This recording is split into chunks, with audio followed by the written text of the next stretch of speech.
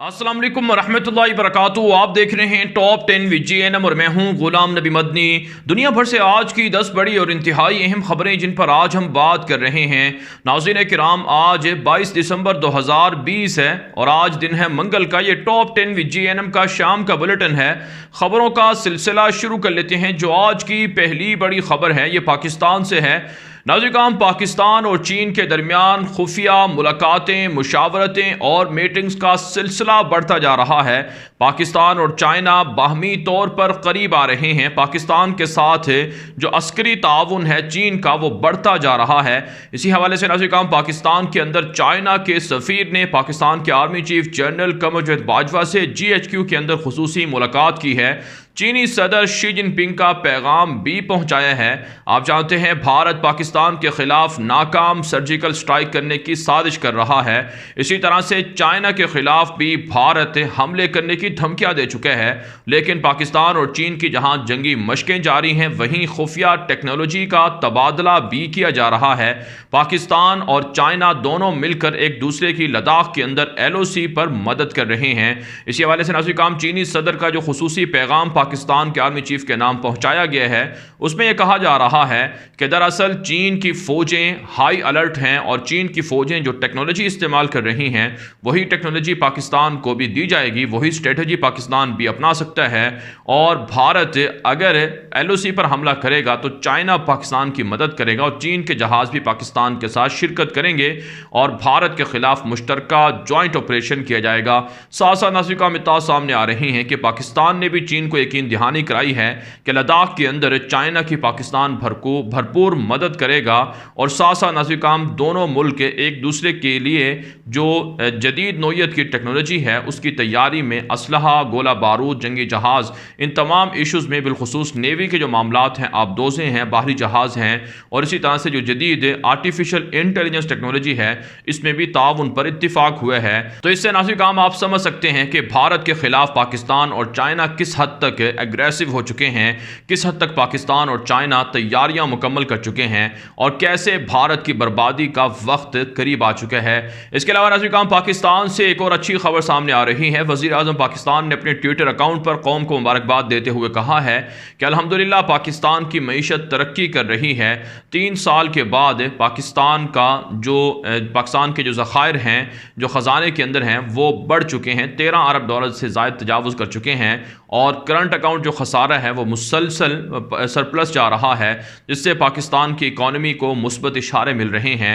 लेकिन नाज़रीन, बहरहाल आम आवाम तक इस इकॉनमी की बेहतरी के फ़ायदे ज़रूर पहुँचने चाहिए और जो करप्ट लीडर हैं, चाहे वो पाकिस्तान के अंदर हैं या लंदन में हैं या जहाँ कहीं हैं, उनका मुहासबा होना चाहिए। चाहे वो किसी भी जमात के अंदर हों, उनका एहतसाब करके उनसे लूटी हुई दौलत ख़जाने में जमा करवानी चाहिए ताकि आवाम को ज़्यादा से ज़्यादा फ़ायदा मिल सके और वतन अज़ीज़ पाकिस्तान तरक्की कर सके। आगे बढ़े नाज़रीन, जो आज की दूसरी बड़ी खबर है ये भारत और चीन के दरमियान बढ़ती हुई कशीदगी और तनाव के हवाले से है। नाज़रीन, आप जानते हैं चाइना और भारत के दरमियान 7 माह से तनाज़ा जारी है।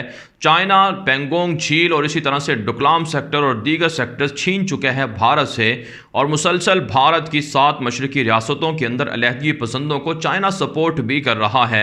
लेकिन इसके मुकाबले में भारत की जानिब से भी फ़ौजी तैयारियां जारी हैं। मज़ीद 10,000 फ़ौजियों को तिब्बत बॉर्डर पर भारत ने पहुंचा दिया है। भारत का यही कहना है कि 1 लाख से ज़ायद फ़ौज की जा रही है ताकि चीन का जो मुतवक्के हमला है उसे रोका जाए। नाज़रीन, एक तरफ से भारत की मोदी हुकूमत, भारत के वज़ीर ख़ारजा, भारत के वज़ीर दिफ़ा मुसलसल ये पैगामात दे रहे हैं कि चीन के साथ अगला राउंड मुज़ाकरात का होने जा रहा है, मुलाकात का होने जा रहा है, जिसमें चाइना फ़ौजें पीछे हटा लेगा।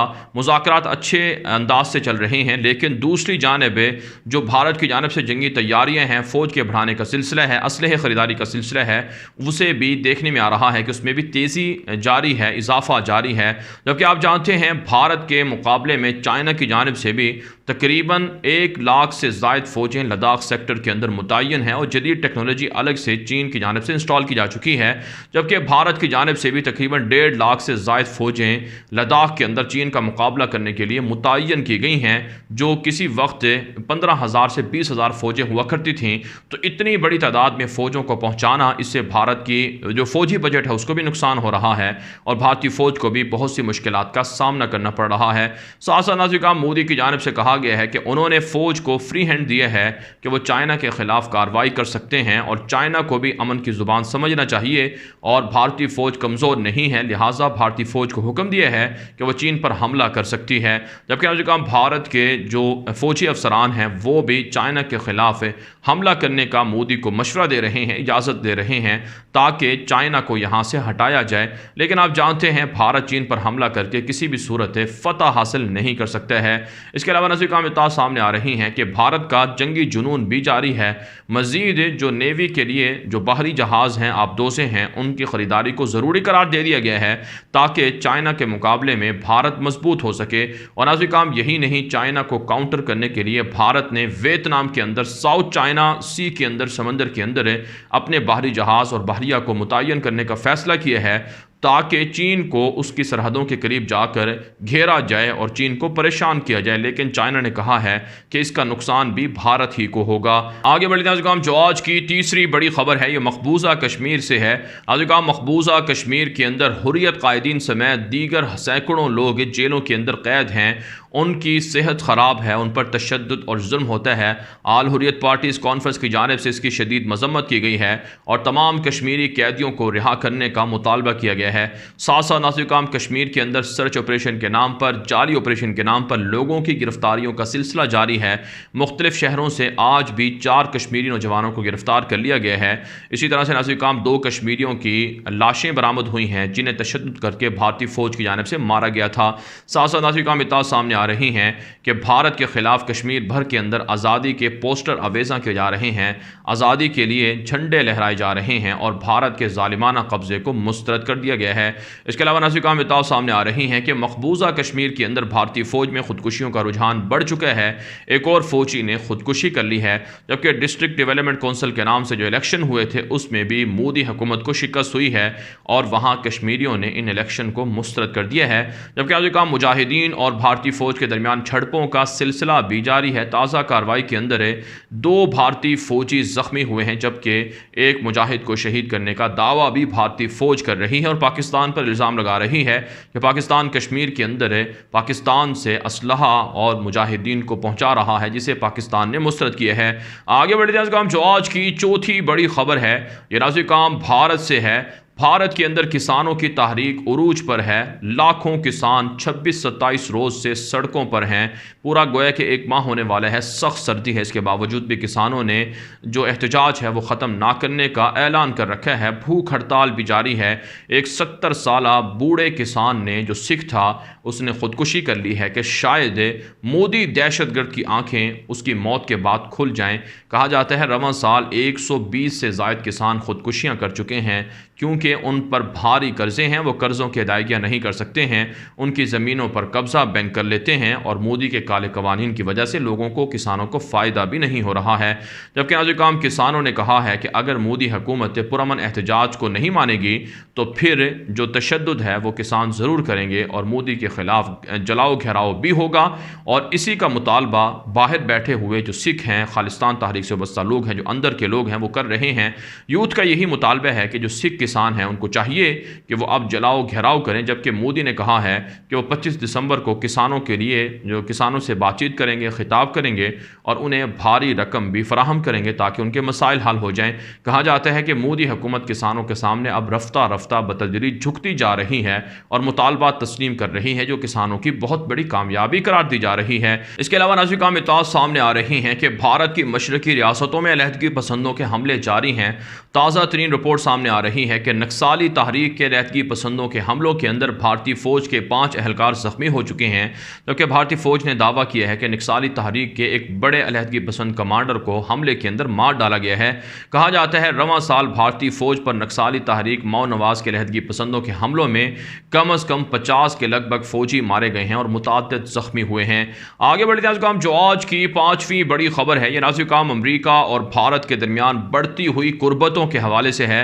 नाज़रीन अमरीका की सेनेट के अंदर एक नया बिल मंजूर किया गया है जिसमें जो तिब्बत के दलाई लामा हैं, जो भारत के अंदर साल से एक तरह से जलावतनी की ज़िंदगी गुजार रहे हैं, उनकी हिमायत की गई है। और साथ साथ है जो ब्रह्मपुत्रा डैम चाइना की जानिब से भारत के ख़िलाफ़ बनाया जा रहा है, जिसमें भारत की मशरक़ी रियासतों का पानी रोक कर मशरक़ी रियासतों पर कब्ज़ा करना है, इसके ख़िलाफ़ बिल की मंजूरी हुई है। और जो अमेरिका की सेनेट है उसमें कहा गया है बिल के अंदर है कि भारत की और इसी तरह से तिब्बत के दलाई लामा की जो अलहदगी पसंद हैं उनकी ज़रूर मदद करनी चाहिए। और इस हवाले से अमेरिका को ना सिर्फ असलाह देना चाहिए बल्कि फ़ौजी और अस्करी ताउन भी करना चाहिए। जिससे वाज़ेह होता है कि अमेरिका भारत और चीन के दरमियान जंग करवा के रहेगा, ताकि चीन और भारत दोनों लड़कर आपस की जो तवानाई है या माशी गलबा है उसको एक तरह से उनका ख़त्म हो जाए या रुक जाए और अमेरिका को इससे फ़ायदा हो। इसके अलावा नाज़रीन काम इत्तला सामने आ रही हैं कि मोदी के लिए ट्रंप की इंतज़ामिया की जानिब से एक आला इनाम भी दिया गया है, अवार्ड भी दिया गया है, जो भारतीय एम्बेसडर ने अमेरिका के अंदर वाइट हाउस के अंदर रिसीव किया है।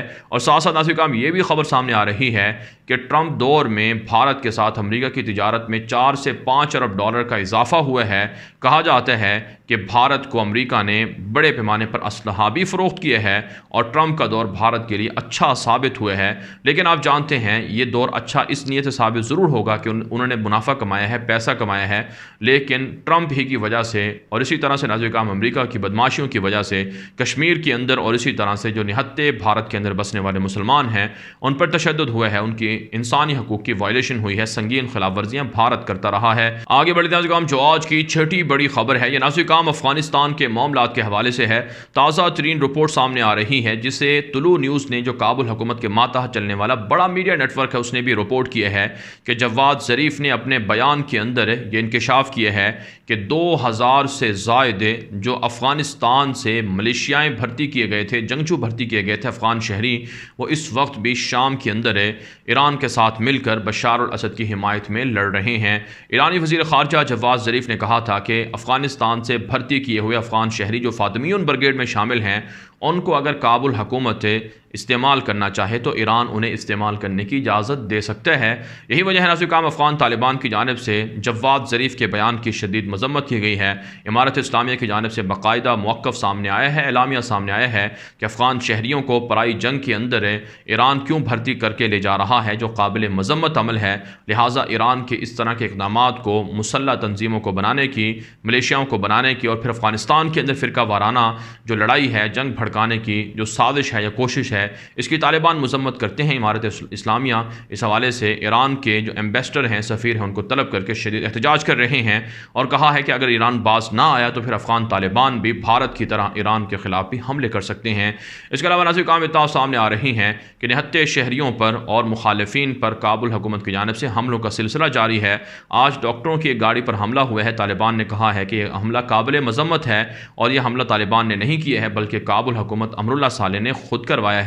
जबकि नाज़रीन काम इत्तला सामने आ रही हैं कि NDS और इसी तरह से दीगर काबुल फ़ौज के आला कमांडरों पर हमले हुए हैं, जिसमें तालिबान का दावा है कि मुख्तलिफ कार्रवाइयों में 25 से ज़ायद काबुल फ़ौजी हलाक हुए हैं और इसी तरह से मुख्तलिफ सूबों के अंदर तालिबान के सामने 18 से ज़ायद काबुल फ़ौजी सरेंडर भी हुए हैं, जबकि कई चेक पोस्टें भी फतह की गई हैं। इसके अलावा नाज़रीन काम बैनुल-अफ़गान मुज़ाकरात के हवाले से तालिबान ने कहा है कि अगर रुकावटें खड़ी की गई और वक्त पर बैनुल-अफ़गान मुज़ाकरात का राउंड शुरू ना हुआ तो फिर काबुल पर ताबड़तोड़ हमले तालिबान करेंगे और बज़ोर ताकत अफ़गानिस्तान के बकिया मानदा हिस्सों पर तालिबान कब्जा कर लेंगे। आगे बढ़ते हैं काम जो आज की 7वीं बड़ी खबर है, यह नाज़रीन काम फ़लस्तीन से, इसराइल से है।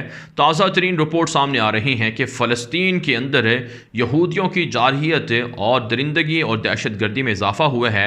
मस्जिद अक्सा के करीब इसराइली यहूदियों की फायरिंग से एक नौजवान फ़लस्तीनी शहीद हो चुका है और इसी तरह से दीगर शहरों के अंदर 3 नौजवानों को ज़ख्मी कर दिया गया है। मुसलसल यहूदियों के हमले फ़लस्तीनियों के ख़िलाफ़ बढ़ रहे हैं। ऐसे में नाज़रीन काम बहरीन और मुत्तहिदा अरब इमारात की जानिब से कहा गया है कि इसराइल की फ़ौज बहादुर फ़ौज है और वो अमन व अमान कायम करने के लिए अपने मुल्क की हिफाजत के लिए कोशां हैं, जो एक काबिल मज़म्मत स्टेटमेंट है। साथ साथ नाज़रीन का मिताज ये भी हैं कि UAE और बहरीन के दरमियान मज़ीद इसराइल के साथ इंटेलिजेंस या आप कह सकते हैं जासूसी के लिए मुआहदे हो चुके हैं और कहा जाता है कि मुख्तलिफ मुल्कों के अंदर जो मुखालिफिन हैं, सहाफ़ी हैं, उनकी जासूसी UAE, बहरीन और सऊदी अरब वगैरह इसराइल के साथ मिलकर करवा रहे हैं, जो काबिल मज़म्मत अमल है। इसके अलावा नाज़रीन का मिताज सामने आ रही हैं कि ईरान अमरीका अमरीका और इसराइल के दरमियान कशीदगी में इजाफा हुआ है। इसराइल की जानिब से एक बाहरी आबदोज़ को, जंगी आबदोज़ को बाकायदा नहर सुइज़ के ज़रिए से गल्फ़ या आप कह सकते हैं खलीज फ़ारिस तक भेजने की इजाज़त दी गई है।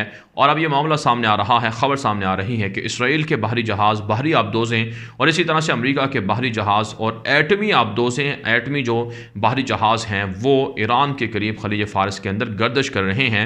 कहा जाता है कि 3 जनवरी को कासिम सुलेमानी को अमरीका ने बगदाद के अंदर मार दिया था रवां साल, और जो पहली बरसी है उस मौके पर ईरान हमला कर सकता है इसराइल और अमरीका पर।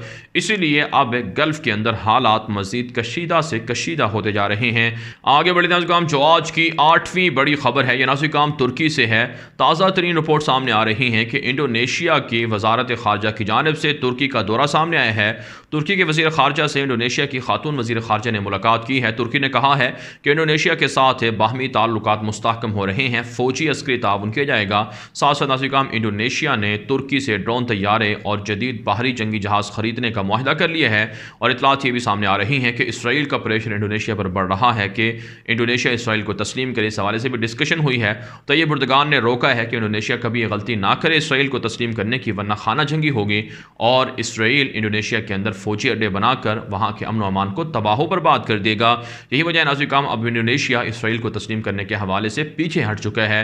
साथ साथ नाज़िम इत्तलात सामने आ रही हैं कि यूनान की जानिब से जो शामी मुहाजिरीन हैं उनको ज़बरदस्ती समंदर के अंदर छोड़ा जा रहा है। तुर्की ने इसकी शदीद मजम्मत की है। जबकि नाज़िम इराक़ के कुछ शहरी दाइश से मुंसलिक हो रहे हैं, उन्हें तुर्की से डिपोर्ट कर दिया गया है। और मुताद्दिद कुर्द बागियों को भी तुर्की की जानिब से गिरफ्तार किया गया है। और कहा गया है कि शाम के अंदर और इराक़ के अंदर तुर्की अमन मिशन जारी रखे हुए है और किसी भी सूरत तुर्की के अंदर बदअमनी फैलाने वाले नासिर को नहीं छोड़ा जाएगा। तैयब एर्दोगान ने कहा है कि यूरोप भर के अंदर जहाँ कहीं भी इस्लामोफोबिया के वाक़यात होंगे या तुर्कों पर हमला होगा, इस हवाले से वो सबके सामने रहेंगे और लड़ाई करते रहेंगे। और इतलात ये भी हैं कि तुर्की अपने तरक्की के सफ़र को जारी रखेगा और अमरीका यूरोप की पाबंदियों से तुर्की डरने वाला नहीं है। आगे बढ़े नाज़िम, जो आज की 9वीं बड़ी खबर है, ये इराक़ से, शाम से और यमन से है। नाज़िम ताज़ा तरीन रिपोर्ट सामने आ रही हैं कि इराक़ ने लबनान के लिए जो पेट्रोल फ़रोख्त करने का मुआहदा है वो कर लिया है। 2021 से इराक़ में लबनान को पेट्रोल फराहम करेगा। आप जानते हैं लबनान भी पसमानदा मुल्क हो चुका है, वहाँ की इकॉनमी ख़राब है, सियासी सूरत हाल स्टेबल नहीं है, लेकिन बहरहाल इराक़ ने कहा है कि लबनान की सपोर्ट की जाएगी। दूसरी जानब से काम इराक़ के अंदर भी जो इकॉनमी क्राइसिस है वो बढ़ते जा रहे हैं। कहा जाता है कि 22% तक जो इराक़ की करेंसी है वो डी वैल्यू हो चुकी है और मुजाहिरीन के मुजाहरे भी जारी हैं। मुस्तफ़ा काज़मी की हुकूमत ईरान नवाज़ मुसल्लह तंजीमों की वजह से शदीद दबाव में है। इसके अलावा नाज़िम रूस की जारियत शाम के अंदर बढ़ती जा रही है। जदीद जंगी जहाज़ों को और जदीद तरीन रेडार सिस्टम को शाम पहुँचाया गया है ताकि बशार अल असद की मदद की जाए और तुर्की के ख़िलाफ़ हमले किए जाएँ। और साथ साथ अमरीका और रूस के दरमियान भी शाम के अंदर कशीदगी बढ़ती जा रही है। इसके अलावा नाज़िम यमन से खबर सामने आ रही है कि यमन के अंदर सऊदी अरब और हुसियों के दरमियान झड़पों का सिलसिला जारी है। मजीद 2 सऊदी फौजियों को यमन के हुसियों ने मार डालने का दावा किया है और इसी तरह से ड्रोन तैयारे और हेलीकॉप्टर भी सऊदी इत्तिहाद के मार डालने का हुसियों ने दावा किया है।